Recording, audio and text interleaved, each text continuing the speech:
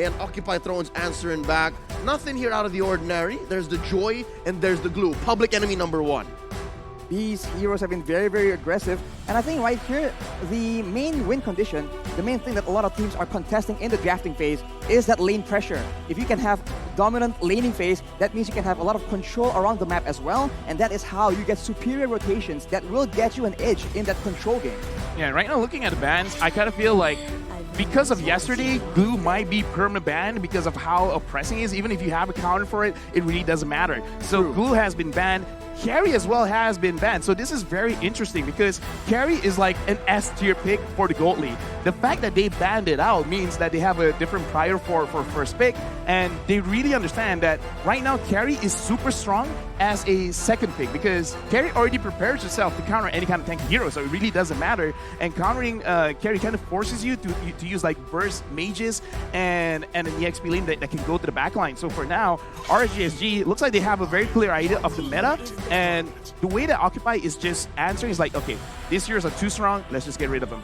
Well, they go for the Kaja as well here. A lot of wave clear, and of course, a lot of pick-up potential if they want to try and take advantage of RSG and that vulnerable early game we've been talking about. So for RSG, we have to wonder, are they going to try and get something that provides a lot of protection, a lot of safety to ensure that the early game can be mitigated? I can't put myself in Coach Sander Luca's mind just yet, but I think I know what Coach Mundo's thinking. By banning off the Glue and the Kaja, you're open to split the map because the opponent's team fights are not as strong. Neither are yours. And I think that's very, very in character when it comes to Maro and to a Fury's playstyle. A lot are going to hedge on that main artery in mid.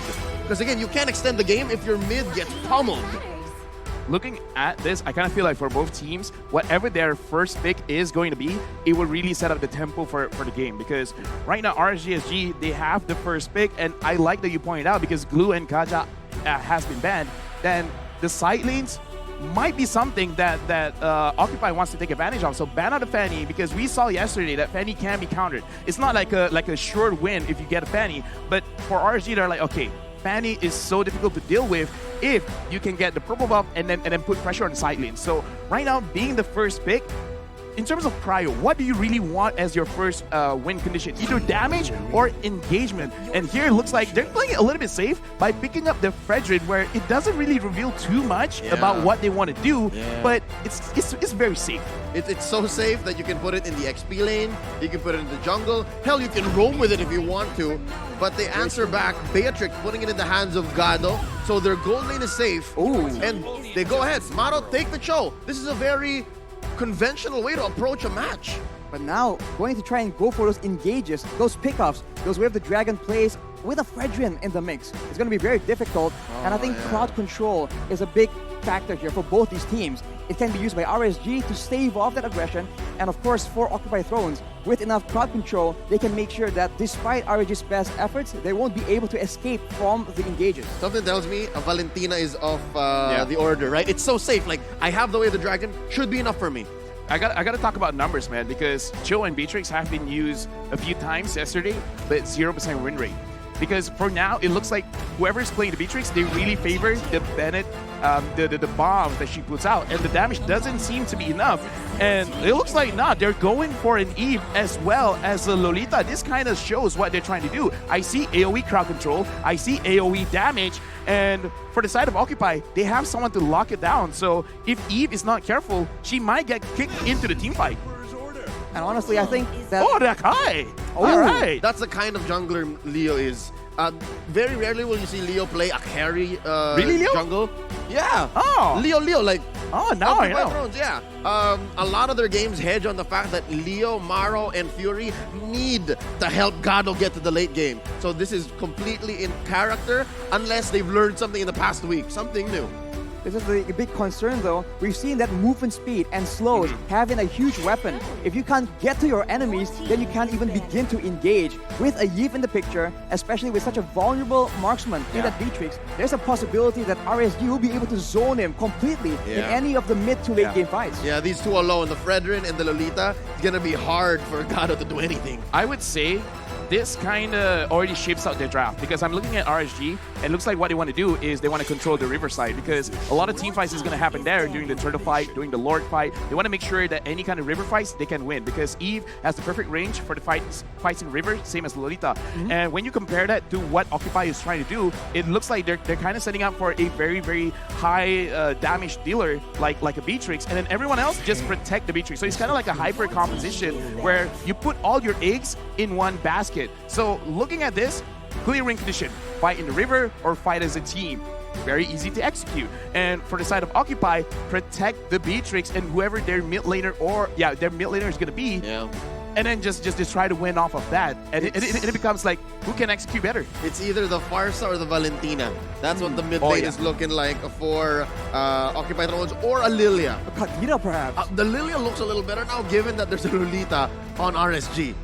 That is true. I mean, for RSG right now, they still have yet to secure a gold laner, and they will require some serious DPS if they want to bank everything on the counter engage. Because for the side of Occupy Thrones, they have a lot of crowd control. They can cancel out that Numeron Blast as well. So RSG needs to position very, very carefully if they want to find success. Yeah, there's a solid 2 picks for CC. So they can scramble. Again, they have the way to buy time.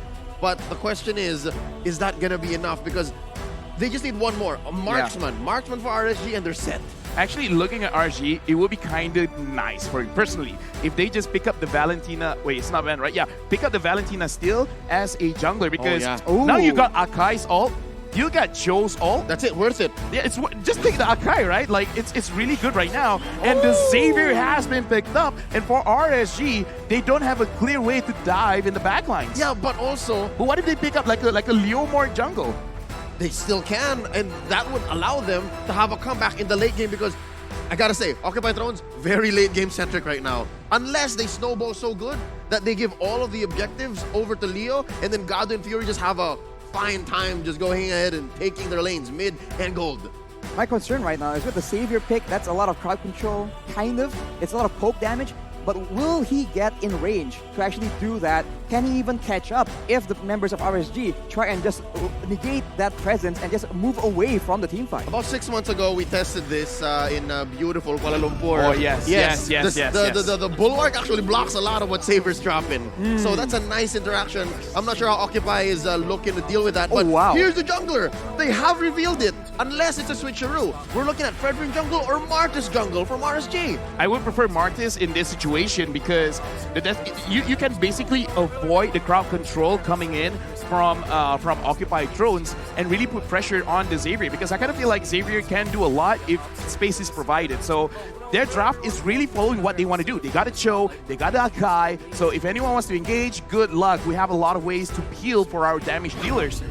But I kind of feel like, oh, there we go. You call that the Kadita, so again, like I said, what I'm looking at right now, Occupied Thrones control the map. This is in their keys to victory. Control the map, control the bushes, make sure that no one touches your damage dealers, win the game, profit. I now eat my words. They have evolved. They have changed. This game can end at about 17, 18 if they do it right. Yes, there is a lot of demand of gold and the XP in the Beatrix and the Savior, but with the Kadita in the hands of Maro, this could just go under. That is just another factor for RSG to consider, and with the wave clear on the side of Occupy Thrones and the crowd control, they can actually look to have a very dynamic, a very aggressive early game, and you have to wonder, will that aggression be taken into the jungle? Likely so, because again, between the Akai and the Martis, Lafel, I'm not sure if this is what you're referring to, but it's usually still the Akai's call. That ult overrides whatever Martis is doing. Yeah, and right now we're going straight into the first game of the day between RSG SG and Occupy Thrones. Ladies and gentlemen, keep your eyes on Maro. It's the way that this Kadita will behave that will allow Occupy Thrones to, I don't know, beat their inner demons of becoming a late game team and eventually taking form here at M4. Ooh, the early game is going to be slow as usual, but we have to see where are both junglers going to pass towards, because that will decide how it's going to happen. And of course, the mid lane control is going to be contested from both these players, both these teams, to try and ensure that they have the first move, the first rotation in the game.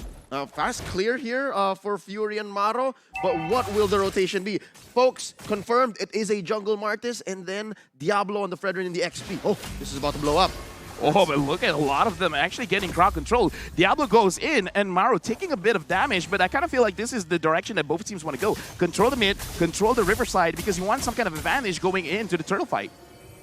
Well, we'll have to see. I mean, both teams, they're trying their best to actually get a lead first, because before the turtle actually spawns. Later on, they can use that to try and get a bit of a play, a bit of a lead in numbers and HP bars, and that is what will allow them to get a very guaranteed objective take. So far, about a minute and a half in, and we are still at 50-50, equilibrium gold. Very little difference here, 150, 30 between each. And even the marksman matchup, look at this, Arashi. It's still Gado and Babycakes waiting for that big rotation.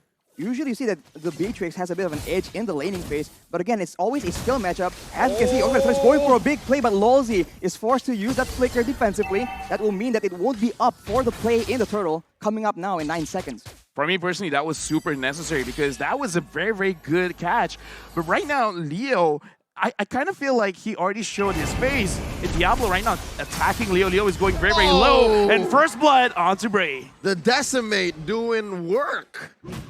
That's a lot of damage, and unexpectedly, RSG are the ones aggressing, and now with the members' advantage, their triggers are kind of low, so they're taking it a bit slow, and right now, it just seems like the patience we've been talking about is showing again for RSG. Yep, RSG just knows how this dance goes, and the clapback from Occupy Thrones is Maro doing his best to keep things under control. He's trying to reset or hold back the turtle so that RSG doesn't convert as quick. I wonder if they can still catch up because look, purple for Leo. Can they stop Bray? Ooh, Maro goes in with the rough waves as well though. The rune collision is being used by the side of RSG, but the turtle will be picked up by Bray. Right now, they're trying their best, but that will be RSG taking out 2 members from the side of Occupy Thrones, and Bray is still not letting Leo off. That will be a very decisive fight for RSG. Yeah, it's kind of unfortunate because Hulk, he actually went in, but there was hesitation. He could have caught anyone, but he was like, I don't know which target I want to focus on. And then he was heavily punished. Now, I like teams with aggression, but actually, I like how RSG is playing this. It looks like they understand. They don't have to put their foot on the metal. It's like, we can take it slightly slow because we know that Occupy will be the one to engage. We just wait. It's controlled aggression, but will they catch Babycakes up top? Ooh, the snipe barely misses Babycakes. He is able to escape. Purify has been used, so the members from Occupy Thrones can look for a bit of follow-up. For now, it won't be happening. No harm, no foul. As long as Babycakes is not dying, these early game purifies are worth it. Yeah, but right now it looks like Occupy Thrones, they're kind of like trying to set something up here at the marksman lane.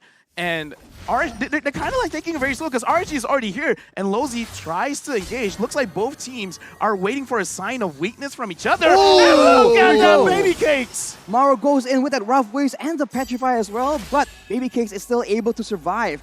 Definitely not the outcome that Occupy Thrones want.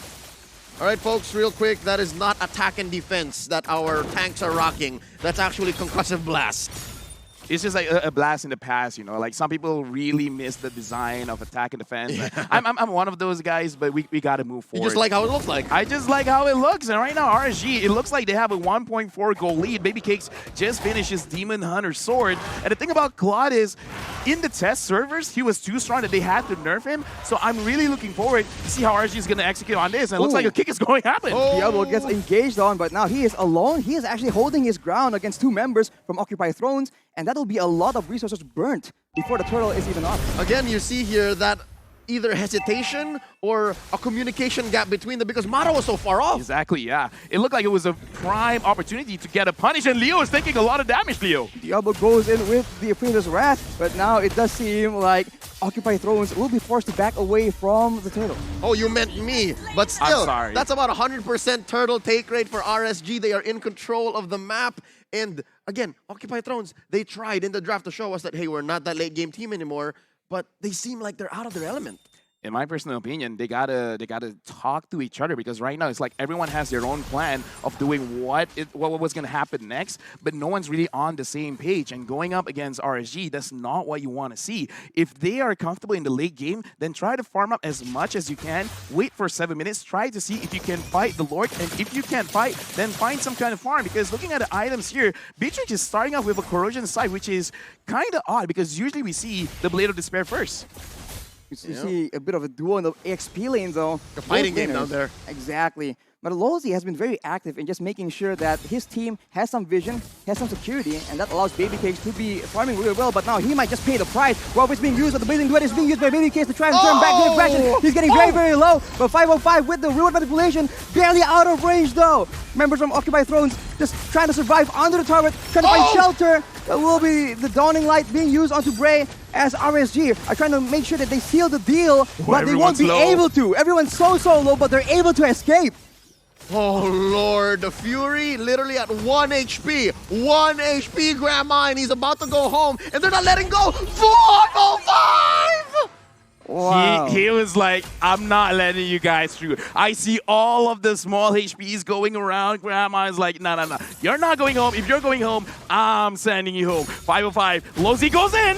Ooh, no that's being used as well, but Gado will be taken out without any issue. Maro tries to turn back the aggression. Unfortunately, he is the one caught right now in the real-world manipulation. Rosway is being used to escape from this death trap between 3 members. It does seem like actually it will be turned around. 505 gets taken out because Leo comes in with the heavy spin, and that will be Occupy Thrones finding some success. It looks like RSG, they overstayed their welcome because Leo had so much time to rotate to that lane and actually make a difference. RSG right now have a very, very good turn for themselves because it's 2.6k. They have a lot of mad pressure. Right now, they just don't make mistakes because Babycakes, I would say right now, he can join the fight. He has a lot of damage. RSG, they can take advantage of Occupy Thrones being a little bit behind. 2.4k, that's a lie. Yeah, right there. That's how you see it, right? Babycakes goes in with the BMI and threatening God. Oh no, God is in trouble. He's very, very low. The Nuan Blast does not land on him, but the Blazing Duet will secure his fate. And on the other side, that is also RSG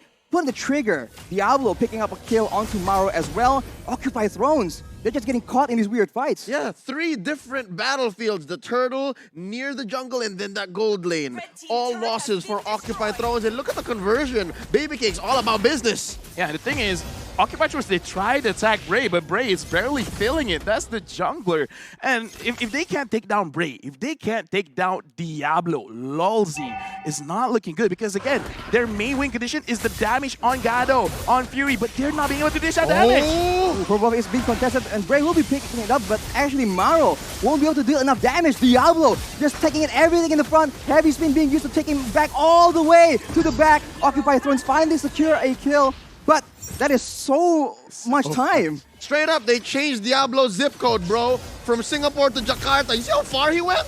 All the way to the second turret. That is insane, but actually they're not just over yet. Bray will be jumped on, and Occupy Thrones finally find some measure of success, but if they take that long to take out the tank, that's going to be a very difficult situation. I feel like this is something that we can touch on a little bit more in the post-game analysis because I want to look at the itemization because if you want to play it for the early game, you have a different itemization. If you want to skill, it's a different kind of itemization. For now, Occupy Thrones, they're really trying to skill. And I think RSG, they realize like, your items is not good for this stage of the game. I'm going to punish this. We're going to go to your lane, and you try to kill Bray. You try to kill Diablo. Diablo went in. Every single member of Occupy Thrones plus the turret was necessary to take him down. Oh, can they take down Lolzy? Maro going in with that rock waves as well, but look at the damage. It's so negligible at this point. And just like that, the aggression has been stopped. I'm waiting on Fury. There's a lot of promise in the way Fury's throwing those beams. I think there's something here. I kind of feel like right now it's just the difference of gold because right now it's 4,000 gold and 4,000 gold roughly translates to like 1.5 items. So if he's 1.5 item behind, it's not looking good. At this point, they got to wait till level 15 with like 3 core items and then they can really dish out the damage because right now, if they try to fight this Lord, I think there is a possibility of getting a wipeout. For sure, if they engage poorly here, the big AoE composition will be dangerous, but Breath of the Ocean being used only lands on Diablo, not the intended target, and Leo now will be the one caught out. Lumen does not land though, unfortunately for Lolzy, as in the back line, Hulk actually jumps in and tries to deal with 3 members at the same time, but it's just so sporadic all over the place, as Maro is so far the only casualty, and RSG will be able to take the Lord, but at the cost of 505. Gado though, only alone, trying to make the best of the situation. He is taken out though. There's a lot of good concepts that OT, Occupy Thrones, are putting on the table, but it looks like they just can't find the timing and the execution to make it all work together. Well, right now, at 10 minutes, Fury 77 just finished his Lightning Truncheon. And all of you mages, you guys realize when you have the Clock of Destiny and the Lightning Truncheon, that's a big damage spike. But this is 10 minutes, so that's why during the Lord fight, they tried, but it looked like it wasn't enough.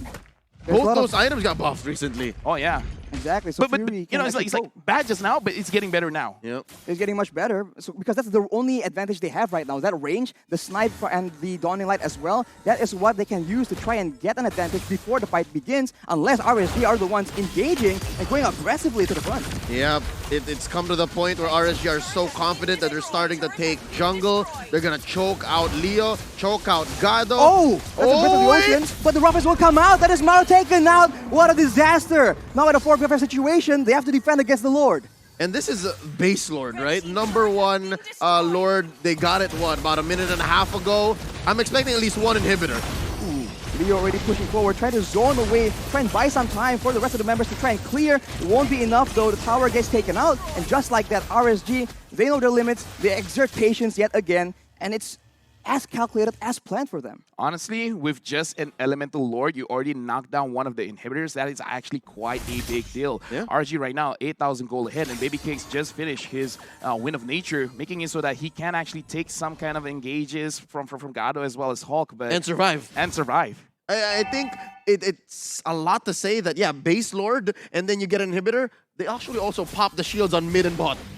Oh my, I didn't even realize that. So the next waves that come in are threats to Occupy Thrones. That's a dangerous situation for sure, and now they have no control in their jungle, because Diablo, he can do whatever he wants. He is somewhat untouchable in the front because Gado, he went for the corrosion side. It's not exactly the ideal item, but Hawk now is the one being jumped on. Yeah, can't do anything. Sigma male Singaporean mindset. Yeah. Right there, I just go around, this is it. Yeah, looking at advance just now, they're excited because, yeah, RSG is looking very, very good. Whereas Occupy Thrones, this is starting to get towards their comfort zone because, like you said, they could do something at 17, 18 minutes. It's reaching there. Once it happens, there is a possibility of getting this game back in their own wave. But right now we have to be glass half full kind of people because the early game into the mid game, 10 and 4, 8K ahead, are not ideal for this lineup. And you think about it, Occupy Thrones have a Kadita as well, and if the Kadita isn't doing well, that threat is just so far diminished. No one from RSG is that scared of this Kadita pickup potential. Yeah, in simple terms, the CC isn't matching the amount of damage that's being dealt. So they have to reconcile that. So right now, RSG, with a very, very good advantage, they really should force out this Lord. If Occupy wants to fight for it, great, amazing. Because especially with the Wind of Nature, he could just go in, try to catch Gado as well as Fury 77. Because once they're gone, they legit don't have to care. They can force it out. And it looks like Occupy Thrones, they understand this. They let this go, and only Gado is down in the bottom side of the map trying to get any kind of farm that he can. That was their first turret, by the way. That's the is first for painful. everything, you know. So that's meaningful, yeah. It's a 14-minute turret, so Occupy Thrones not having a good time, and RSG, they are not showing any chances of allowing them an easier game, but Ray here goes for a bit of a play. Unfortunately, Hulk is just denied at every single turn. All right, Lafel, you were looking for the items. Yeah, I'm looking at the items, and I want to talk a lot about Beatrix after the game because even though the new patch has happened, Corrosion Scythe, big buff, Golden Staff, big buff as well, but Beatrix base, the way that she works is basically every single attack, any weapon scales with her total physical attack. Yep. And unfortunately, the build she builds right now doesn't have a lot of physical attacks, so the damage is less. Oh! Leo in the front alone with the heavy spin actually able to escape, but look at there. Baby Case going in the back line, zoning everyone away from the Lord, from the turrets as well. Just like that, with one single ultimate, Occupy Thrones are pushed back away, but RSG are not done just yet. But the Way of the Dragon is being used. That might be the first pickoff. That is a shutdown picked up by Maro. Golden Staff picked up by Gado in the midst of that fight. All right, you know what? Glass half full moment. Yeah. That was a good defense by Occupy Thrones. They baited out those ults from RSG. Hey, sometimes we gotta trust our own instincts, man. Like, it could happen because, again, World Championship right now, because now Occupy Thrones, they're starting to scale up. Although, I gotta be critical in saying it was more of RSG kind of overcommitting rather than Occupy Thrones really catching their mistakes. Yeah, are they looking for a concealed play? What is this? Ooh, Hulk just comes in and says hi to Hello. Lolzy here. Hi. Oh, Baby Case interrupts it. The stun is being used as well. Hulk gets chunked very low. RSG with no pleasantries in the Land of Dawn. Lolzy said hi, and Baby K is like high five. To your face. To your face. With guns. With a chair. And my friend Dexter. Well, that was a shutdown picked up by Occupy Thrones earlier, so this might be just the breath of fresh air they need to try and mount a comeback. It helps Fury and Gado catch up. I guess that's what explains them for being in at least the upper half of the player gold stats. Yeah, right now, like, a lot of things that I'm watching here, like just now, Gado is like number 5 in terms of the amount of gold that he is able to collect, which is not what you want to see from your gold laner. You want to see at least like top 3, right? Yeah. And then look at this. Even the damage dealt, Fury's doing good. Fury's doing good. So now he's scaling up. Now it's looking like, okay, there's hope. There is hope.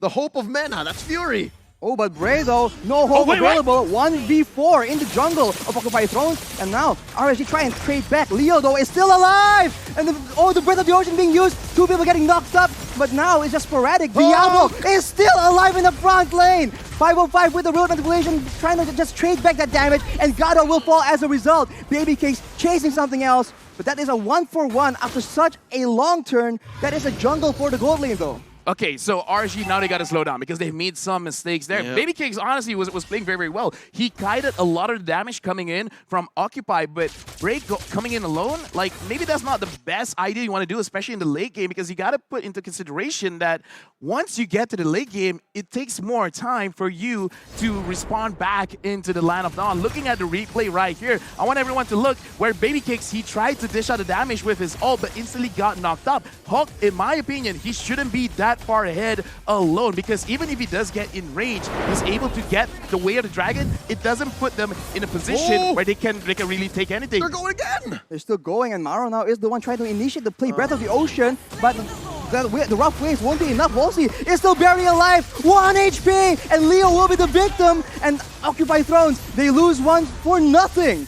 And that's clean. Again, RSG, they got the last 2 major plays and major blunders that they had, and they made up for it. Redemption almost instantly. Yeah, right now, looking at the lore, this is a Luminous lore, so it's going to hit a little bit harder coming up in the top side of the map. So RSG SG, they got to manage their waves very, very well. They got to make sure all 3 lanes are crashing at the same time. Right now, it kind of looks like they're a little bit behind because Lord is already pushing, so they got to push it a little bit for the bottom side of the map. Yep, got to rush it. And just to say, they could have done better if they waited like maybe 10, 15 more seconds. This would have been an evolved Lord with the static just going around, makes it easier wipe. And look, God is going to defend.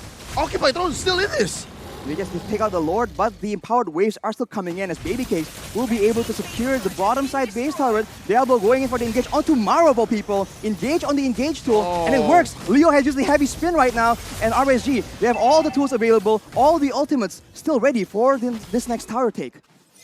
This is what Akai is so annoying. This is why Akai is so annoying, because it looks like RSG, they really want to go. They really want to end this right here, right now. But every single time Diablo or Braid tries to engage something, Akai's just going to push them away. Either push them away or push them towards his own base. Yep. So right now, RSG, they really want to make sure Lolzy catches this. Oh, no, that's with the flicker being used by Lolzy. And Leo, despite his best efforts, will be pushed away. Baby King taken very low, though, shut down by Gado. And now Leo is able to survive from that very aggressive play. It's a 1-for-0 yet again for Occupy Thrones. Leo was on a tightrope. He was on the edge there. Could have sworn he was going to die, especially since he doesn't have the ult. Now he just got it. I was going to say, depending on how much CDR he has, it could make a difference. Bray! Leo with the heavy spin will catch Bray out. That's the Immortal being popped for nothing. That is unfortunate. And now with a 50-second death timer, Occupy Thrones have a window. Dude, I gotta say, man, like, our 18, 19-minute timers, like, we know what we're talking about. From the future. And right now, Occupy Thrones, they have the items that they need. They're forcing it down mid. Hulk went back, trying to make sure that no backdoor shenanigans will happen with the minions. So right now, RSG, they gotta make sure that Leo is taken care of, because Akai, whenever he's so strong, gets banned. Now, not banned, getting picked less and less. But remind us again why it's so annoying. Even when you're losing, you can win. Yeah, no, it's I'd say one of those absolutes in the world of Mobile Legends. If you don't have the Purify, that heavy spin is going to make all the difference. Or flicker, honestly, because you can still flicker out even if he pins you down. But the timing is key. Speaking of timing, the Lord is here. If RSG can secure the Lord and this time make sure that all 3 lanes crashes at the same time, it's good. But it looks like Occupy, they're starting to fight. Oh, yo. RSG, this is a clean go. Oh, look at What Gado. Gado? He's so far in front, but it actually isn't going to be working out for them. Maro gets taken out as well. That is 2 of the main carries taken out. RSG Singapore out of nowhere, just getting such a good advantage. Occupy Thrones caught off position. Why was Gado there, man? I know. I mean, like, it's okay if he's there, if you got positions on the map to make sure that he sees what's coming, but it did not happen. Not just why was Gado there, but I think it was all RSG because Occupy Thrones, they had Hulk all the way up in the base. It was a 4v5 to begin with. They just steamrolled right over him, and that is just unfortunate. They need to play the front to back a lot more neatly, especially because Fury and Gado, they are relied on to provide the DPS, because without them, Diablo and Bri can just do whatever they want. Right now, looking at, because this is an evolved Lord, it looks like RSG, they're not trying to crash all 3 lanes together. They're just going to move with the Lord, get the buff, and try to end it now. Diablo engages. He gets a big taunt onto 2 members, but he is forced with the heavy swing, but he actually goes with the truncheon, and now it's chaos in front of the base of Occupy Thrones. It seems that RSG is going for the fight first, not straight for the base. It's very, very close though, and Occupy Thrones actually are starting to pick up some kills, but unfortunately, that will be the base taken out by RSG. The inevitable victory that RSG has been working towards in the past 20 minutes have come to fruition. Match 1 goes over to RSG SG. Now in this game, usually my post-game analysis, I will talk about the draft, but for this game, I'm actually going to talk about the items more. Again, congratulations RSG for winning the first match, and Occupy Thrones really pushed RSG, making it so that you're not going to stump us. We're gonna push it all the way to 21 minutes. Yeah, there were moments where an Occupy Thrones could have legitimately clapped back lethally, right? And I think that was about the 19 or 20-minute mark. 17, 18, 19. There you go. But again, RSG was just so aware. They knew that this is what we needed to do. We need to make sure that Hulk is split away, or at least one of them is split away, and then just check if Gado or Maro were elsewhere, and they got it. We're talking about the patience. They knew that they had members down with a very long death timer. They said, fine, take some towers. We'll let you go. Let you do whatever you want.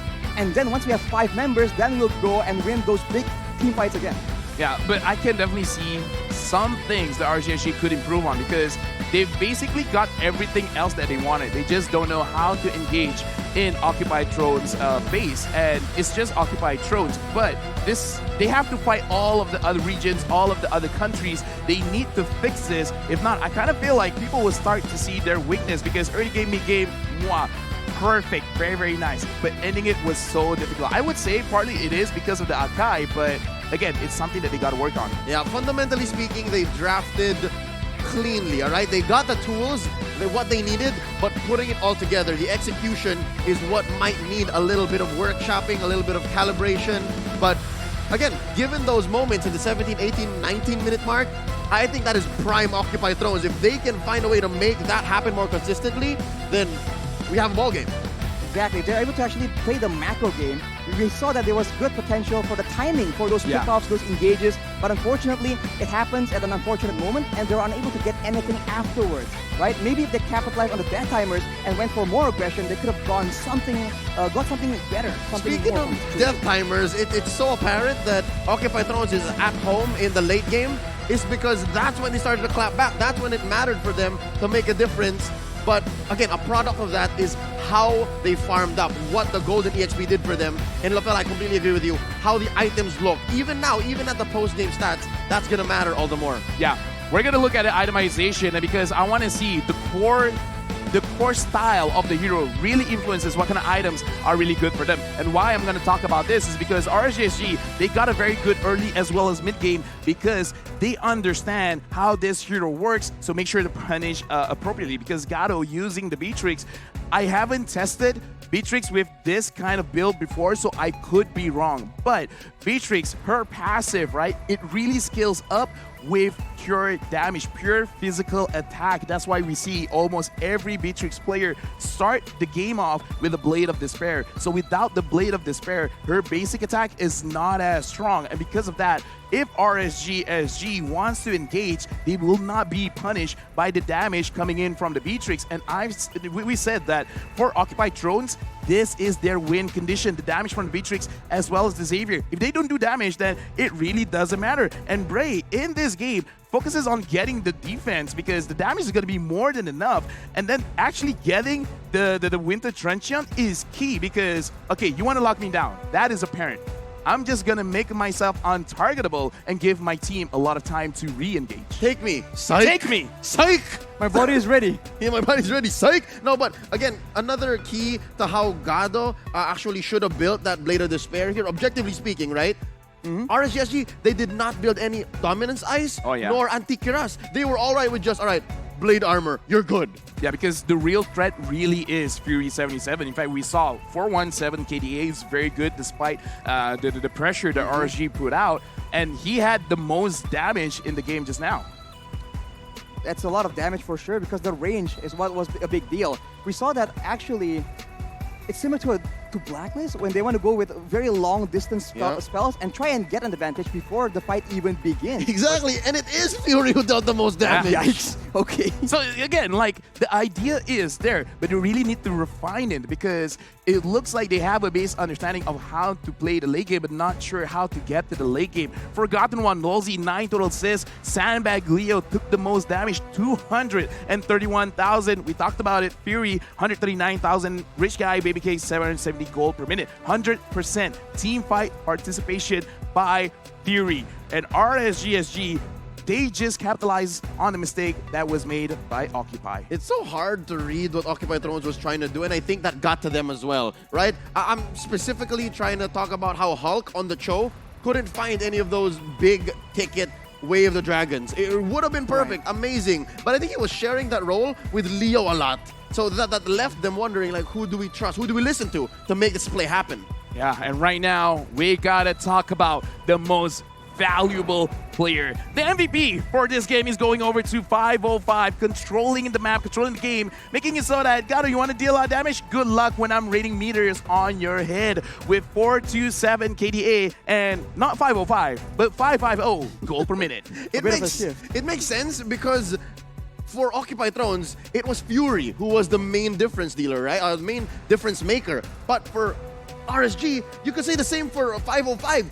Honestly, if you're looking for a shutdown, if you're Occupied Thrones, it's Bray or Baby Cakes. But 505 was the quiet one, right? He was the one who was making all of the plays from the shadows, and now he's the MVP. Exactly, he provides so much utility, and him, the Purifies on the side of RSG is just so annoying because, as you mentioned, Hawk was unable to get any signature plays because of the Purify. Exactly. Yeah, we're going to look at the highlights because there's a lot that I do want to point out to see what could have gone a little bit better, because the fight here in the Turtle, it looks like Occupied Thrones, they weren't on the same page. Do we engage? Do we disengage? And we saw a lot of engage from RSG towards the lane of Gado because they understand not enough damage will be put here. So they just snowball based on their understanding of how the game is really moving. And at this point, 10 minutes, it kind of does show a little bit of light for Occupied Thrones, because at this point, Fury 77 is actually doing enough damage, but again, he doesn't have the space to do it.